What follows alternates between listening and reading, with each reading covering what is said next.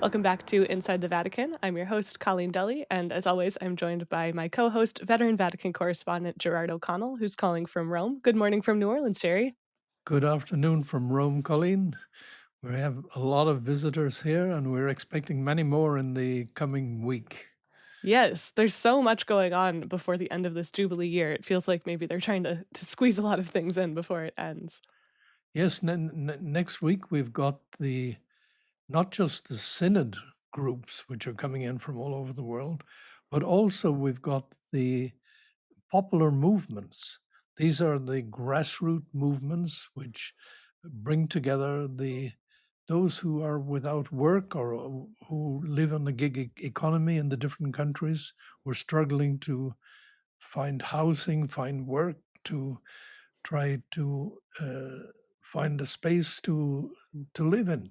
Hmm. And Pope Francis started this about 5 years ago. He really supported it when he was Archbishop of Buenos Aires, and as Pope, he brought it to light to the global.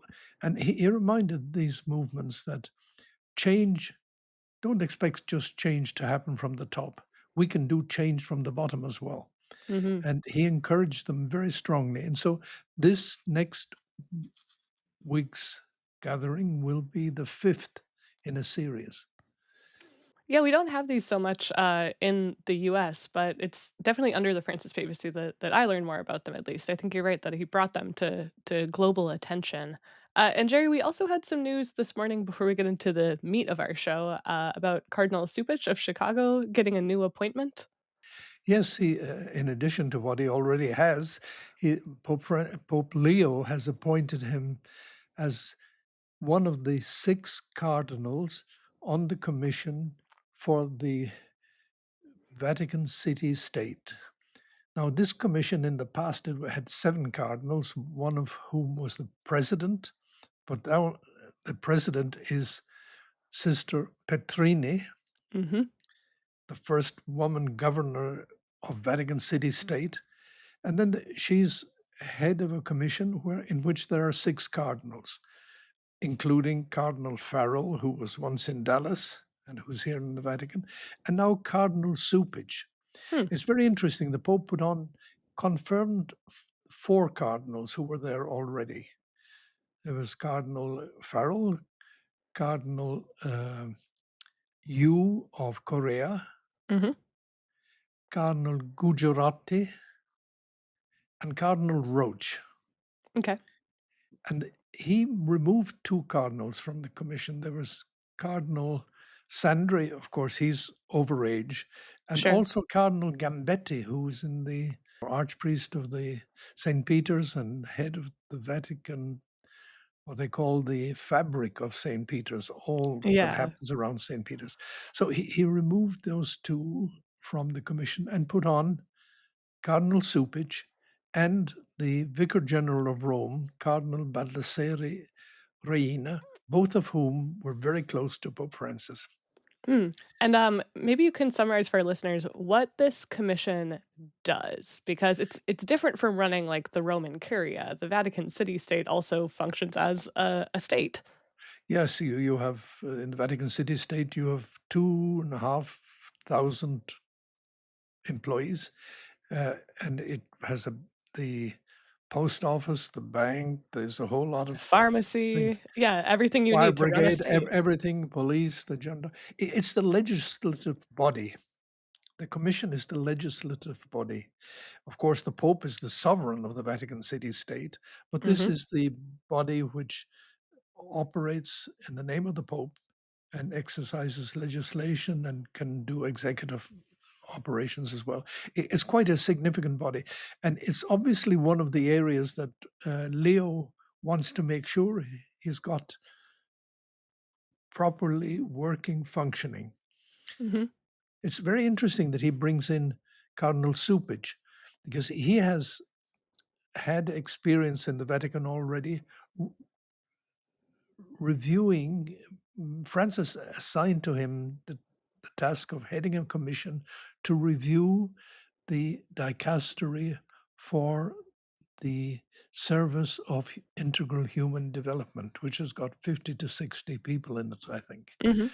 And he had to look at the structure and look at how it was operating and come up with proposals. And he's recognized that this has been one of the very good works in the Vatican, good review operations. And so obviously Leo trusts him a lot.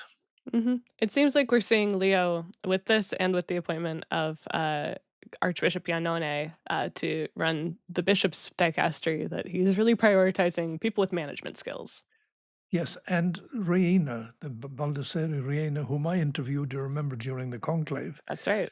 uh, he is really doing an excellent job on the reorganization of the Rome diocese. And he wants clearly to get the Vatican city state working well. Great. All right, Jerry, let's now switch to our first big story of the week, which is the ceasefire between Israel and Hamas. This began on Saturday. There were hostages and detainees exchanged between the two parties, and these are some of the first steps in a 20-point peace plan that was brokered by US President Trump. On Saturday night, Pope Leo held a prayer vigil for peace, and then he spoke again about peace the following morning, and then again yesterday, October 14th, Monday, at a meeting with Italian President Sergio Mattarella. So, Jerry, as all this was unfolding, what did the Pope have to say about peace this weekend? What stood out to you? Well, the first thing he said on the Sunday morning, he said that there's a spark of hope. Mm, That's how he saw the peace. Everybody here recognizes it's a fragile agreement. certainly. And we've already heard reports from different sides about there being, violations of the ceasefire. Yes, but everybody knew from the start. And the good thing is that we have President Trump putting his own credibility on the stability of this peace accord. If the Mm, peace accord falls apart, uh, then he comes out badly of it. So his own good name and credibility is behind this. And this is what, when they had the meeting in on Monday evening in Sharm el Sheikh in Egypt, mhm, uh, you had more than 25 heads of state present, but they were all looking to Trump and they saying, you're putting your own personal credibility behind it. So mhm, we're coming with you. yeah, So everybody has a lot to lose if this falls apart. So the hope is that this doesn't fall apart. There are difficulties. And the Pope said we must be consistent in praying. And he's asked everybody to pray the rosary during the month of October. mhm. And he A had rosary for peace. for peace, yes, for peace. And he had the statue of Our Lady of Fatima brought to Rome, specially for the prayer vigil in St. Peter's Square. And there were 30,000 people there from 100 countries, people devoted especially to it was Marian devotion, Marian Yeah, that is the spirituality. Jubilee of Marian spirituality this past weekend. But the significance of Our Lady of Fatima is that she, told the visionaries who saw her to pray for peace, for an end to the First World War. Yeah, these were three young children at that time. And she said, get the world to pray for peace. That was 1917, when the World War One was underway. And now Leo wanted it to be here at the moment when we've got the war in Ukraine, you've got the war in Myanmar, you've got the war in the Democratic Republic of the Congo, maybe now ending, you've got Sudan. And of course, you have this very fragile 20-point peace accord in Gaza, which President Trump was very clear about. The war has ended, he said. He kept repeating this phrase, even in the face of a government which, up to yesterday, didn't want to end the war. And Jerry, it wasn't just Leo appealing this weekend for prayers for peace or bringing in this statue of Our Lady of Fatima. He also was speaking to those world leaders. He had a message for them, saying, we need you to lay down your swords. He says, referring to in the Gospels when Peter pulls out his sword to cut off the ear of the guy in the Garden of Gethsemane. Um, he says, Lay down your sword is a message addressed to the powerful of this world, to those who guide the fate of peoples. Have the courage to disarm. He says, let us listen once more to the words of Jesus. The leaders of this world build empires with power and money, but not so with you. Disarm your hands and, even more importantly, your hearts. Yes, have the courage to stop killing, basically, what he's telling. And he's repeating it. And on Sunday, he spoke not just of Gaza, but he also spoke about Ukraine. Hmm. His message is very clear that he's trying to keep on the front burner the message that he delivered when he came out on that balcony on May the 8th, on the moment of his election. Peace be to you all. Jerry, I'm struck too that, peace came out in the Pope's first address on the day of his election, but also in that first address, he used this phrase that he's used so many times, a disarmed and disarming peace. And one of our colleagues, Hendro Munsterman from a Dutch newspaper, found that that was actually a phrase that was used by Chrétien de Chergé, who was one of the martyrs of the Tiberine in Algeria, which is just a really interesting detail. But it seems like disarm is becoming one of the key messages of this papacy, and it's interesting to think about, what does that mean in practice? We've had popes advocate for nuclear disarmament, for example, but if we keep hearing this message of disarm, disarm, disarm from Pope Leo, I wonder what he's looking for practically.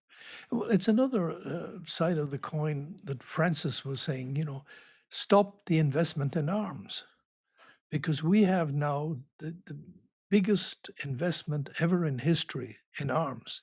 And so the message of the Pope Francis, Leo, but also going back to John Paul II and Benedict, it's always been we have to invest in people, in their well being, in the common good, not in arms of destruction, which in the end bring destruction and produce even more hate in the world. Yeah, absolutely. And we'll talk about that in the second half of the show. But Jerry, I also wanted to ask you, as our listeners probably know, your wife, Elisabetta Piquet, is a very respected war correspondent. She's in Israel right now, and she's been covering what's been happening there. I know she interviewed the parish priest in Gaza, in part because she's not able to enter Gaza. And I wondered if you could tell us what she's been seeing there. Well, I mean, she's covered more wars, Colleen, than I have fingers in my hands. Yeah, that's right. That's right. But she's been to Gaza many, many times. Hmm.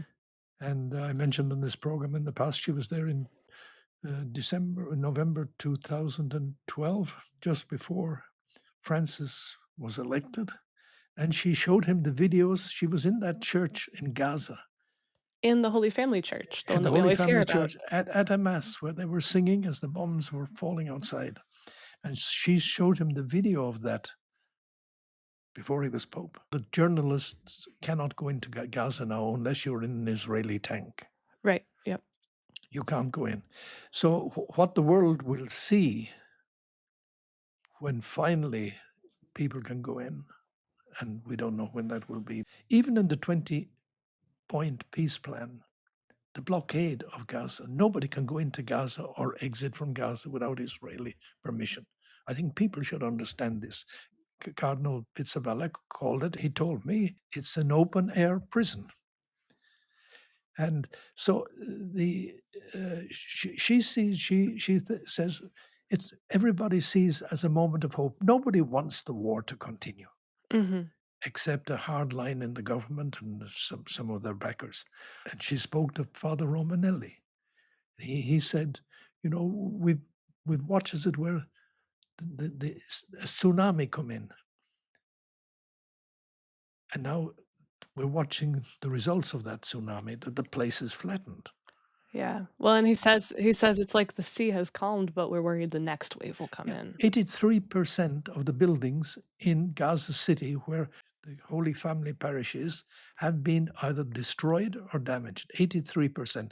And she says, a sensation of hope, joy at the hostages coming back, Right, enjoying and the certainly palace. Beta has seen lots of, emotional reunions of people Yeah, she coming was back in now. Hostage Square. She was watching it and the joy. And then she hears from the Palestinians the joy there. The aid is starting to come in. The Pope, for example, has sent 5,000 vaccines, antibiotic vaccines for the most needy kids. But because all the bodies haven't come out, the 400 to 600 trucks a day of aid that were supposed to be going in, the Israeli government have put diminished them by half. Right, right, and you have Hamas saying that, they can't get to some of these bodies because they're under the rubble, and so, again, we see how this is a very fragile piece. It's a very fragile, but we're all praying that it holds Mhm. because there's no future if it doesn't hold. Jerry, one last thing I wanted to ask you about this. The Holy See obviously has its own diplomatic wing. And earlier this month, Cardinal Parolin, the Vatican Secretary of State, was criticized by Israel for comments that he made about the war. So this was in an interview that he gave to Vatican media on the eve of October 7th, so October 6th. He says it was unacceptable and unjustifiable to reduce human beings to mere collateral damage. And Israel criticized him for drawing what they called a moral equivalence between Israel and Hamas. And then Pope Leo entered the fray as well in one of these, what have become kind of weekly press appearances, where he's walking out of Castel Gandolfo to head back to Rome on his Tuesday getaways there, which I mean, it's kind of nice for us. We no longer have to wait for a papal flight to have these moments. But he entered the fray and defended Cardinal Parolin. He told a reporter outside Castel Gandolfo that he thought the cardinal expressed the Holy See's opinion very well. So, on this current 20-point peace plan, where does the Vatican stand? The Vatican sees this as a start. The first call of Pope Francis, the first call of Benedict has stopped the killing. That's step one, ceasefire. They have repeated it. Then they said to build a just and lasting peace. And this is what Pope Leo called for on Sunday when he said there's a spark of hope. Now let's those responsible begin to work for a just and lasting peace. What a just and lasting peace means that both for it's he said for the Israelis and for the Palestinians. The big kind of absentee from the talks in the Knesset was the question of two states. The Holy See, from almost the foundation of Israel, has constantly pushed for the establishment of two states. And this is why so many countries of the world now, more than 150, have come out specifically recognizing a Palestinian state. Including the Holy See, right? The Holy See from 2015, Colin. Has Uh, recognized Palestinian statehood. yeah, and they have diplomatic relations with the Palestinians. Now, in the 20-point peace plan that's, currently in progress, um, point 19 allows a possibility of Palestinian statehood, but it's not guaranteed. It says it's conditional on a reform of the Palestinian Authority, which governs the West Bank right now. Well, when you talk to Palestinians, and I've been in the Holy Land many times, everybody says the Palestinian Authority has to be restructured. They have to have proper elections. They haven't had elections for years. Uh, but this is also because Israel paralyzes it as well. So the Vatican's position has been unequivocally clear: two states, or you will not have peace. It's as simple as that. And now 150 countries of the world are saying the same. And the only one that has blocked it in the uh, United Nations Security Council has been United States. So the United States, that Trump has in point number 19, as you correctly say, of the 20 points, even the whiff of the possibility of having a solution that's in two states. That's already a step forward, but it's a little step. The United States needs to make the bigger step Mhm. because, as we have seen with this conflict, only the United States has the power to get things moving. Mhm.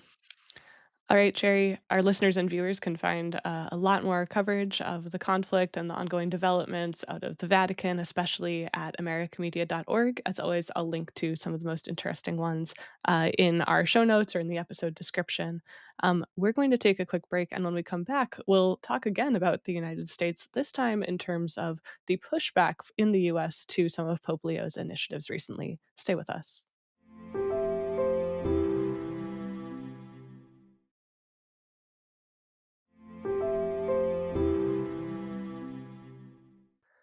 Welcome back. Pope Leo has begun to face some criticism from American Catholics over his views on climate change, immigration, and poverty. Speaking to reporters outside Castel Gandolfo on September 30th, the Pope commented on Chicago Cardinal Blase Cupich's decision to give a Lifetime Achievement Award to Senator Dick Durbin, who supports abortion rights. Here's a clip. It's important to look at many issues that are related to what is the teaching of the church.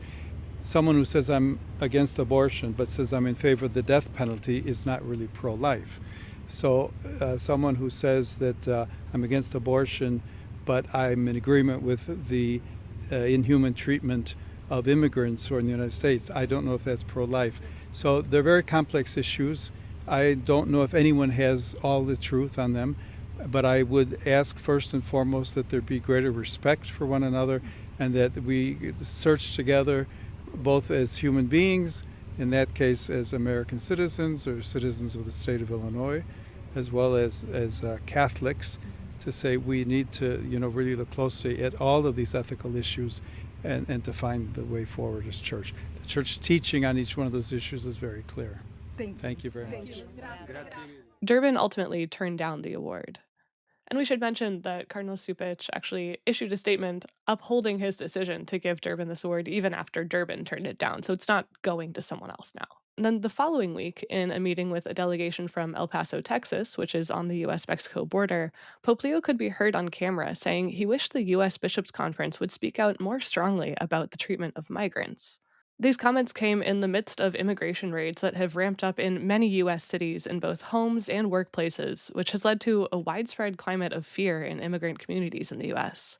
So, Jerry, this is an American Pope speaking out about the American reality. And as he said before, people cannot ignore his views on the US the way that they did maybe with Francis, where they said, oh, he doesn't understand the reality as well. So, are you surprised at the pushback that he's faced? No, I think, first of all, I think it's worth mentioning that he is also the descendant of immigrants. Hmm. As are Uh, many of f- us in the US. yes, as was Francis, and as many in positions of power in the United States right now. But he's dealing with a climate that has been fostered, being promoted, developed, where somehow immigrants are seen as scapegoats for things that aren't working in the country.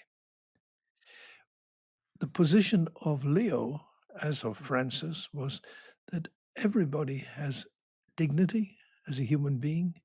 Everybody has a right to move from one place to another if to escape war, to save their lives, to improve their lives. The reality that he encounters opposition, and this is not surprising. Every pope in history has encountered opposition. He's had a honeymoon period of 4 or 5 months, and now the honeymoon period seems to have ended. Uh, he's speaking his mind. He's speaking what he feels, but also he's talking about what is the church's teaching.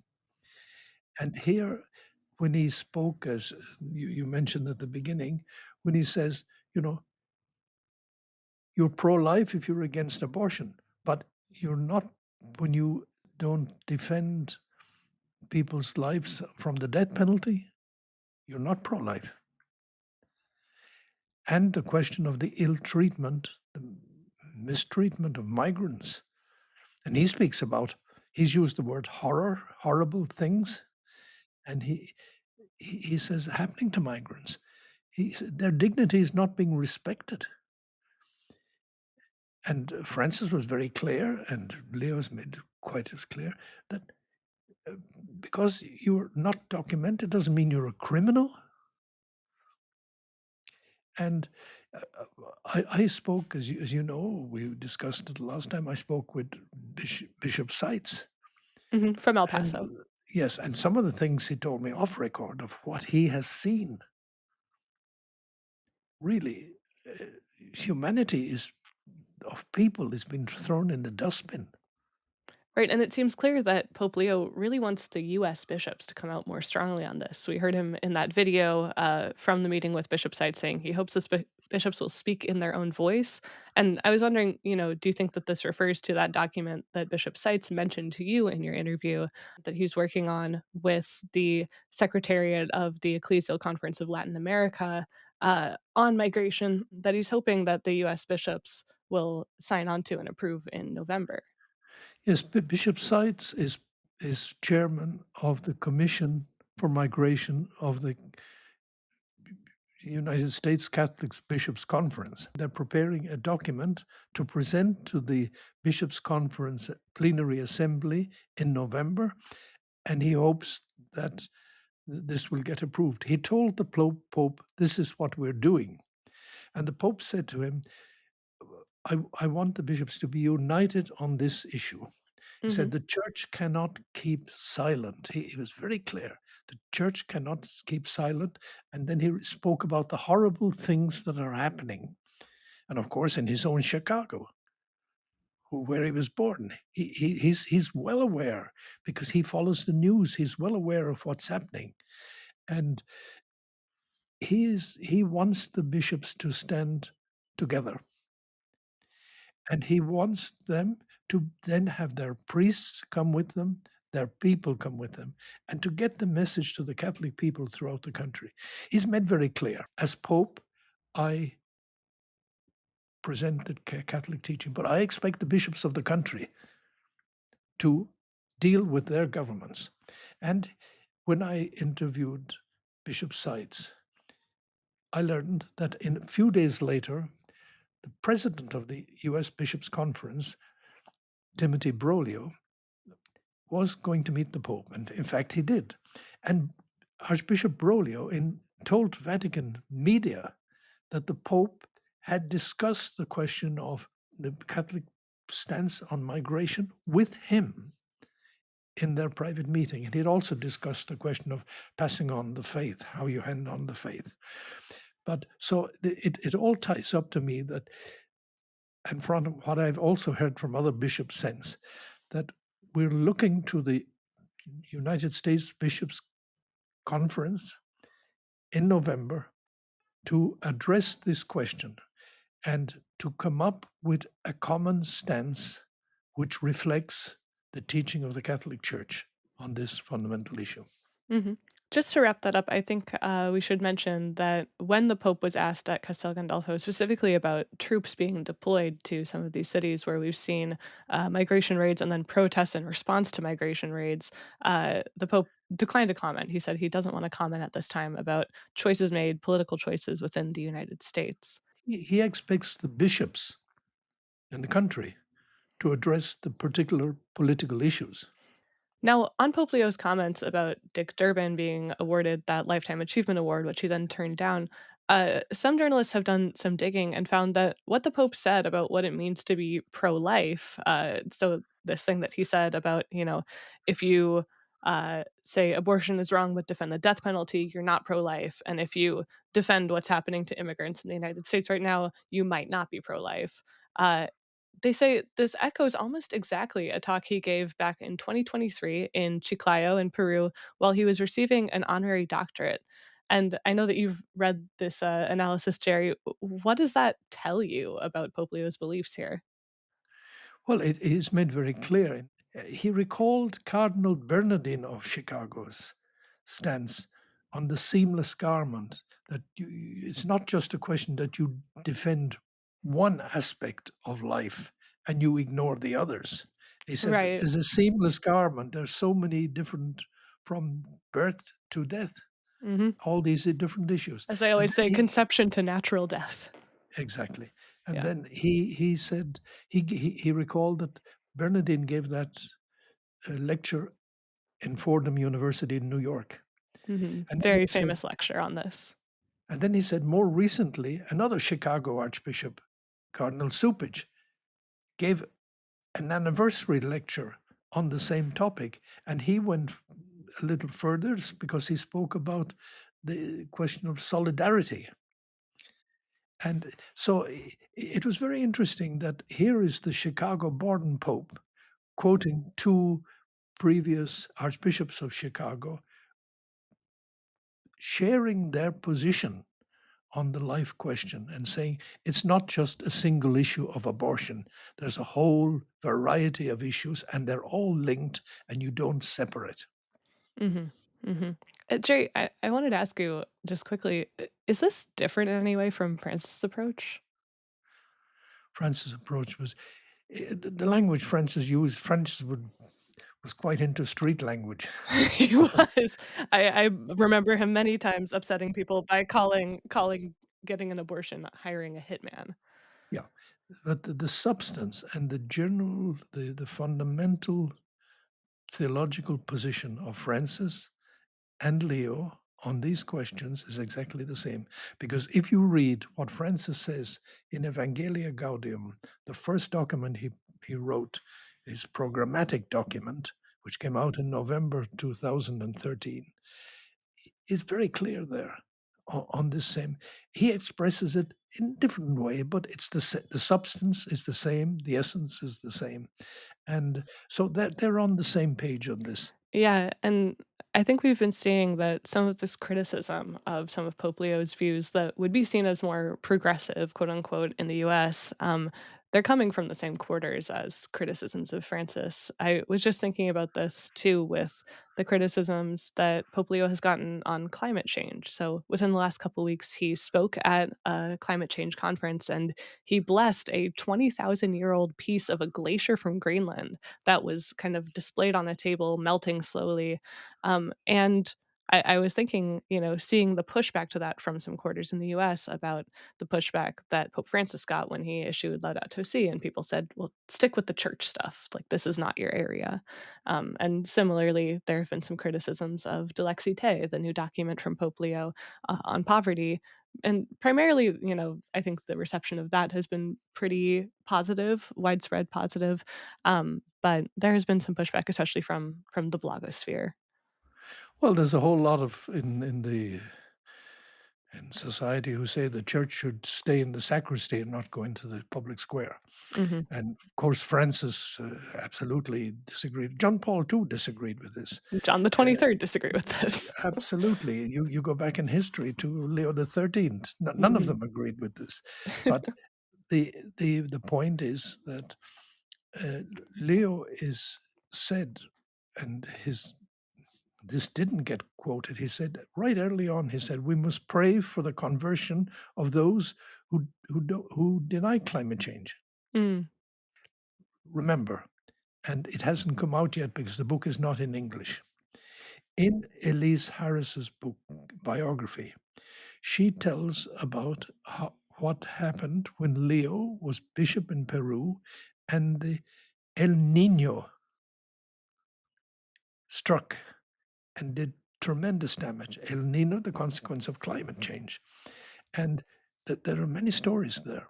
And so he has experienced firsthand as a bishop in Peru the effects of climate change. So he's not working from theory or ideas, he's working from the reality. And as he said, you know, it's from the sidelines or from the margins, or like Francis, from the peripheries, that you begin to see life in a true way. All right, Jerry, we're going to leave our show there for this week. Our listeners, our viewers can check out some of our stories on your interview with Bishop Seitz, also our reporting on the immigration raids happening in the US, on that climate change conference. We've got it all, and I'll link to it, as always, in our show notes. Jerry, one very short, lighthearted story to end our show this week.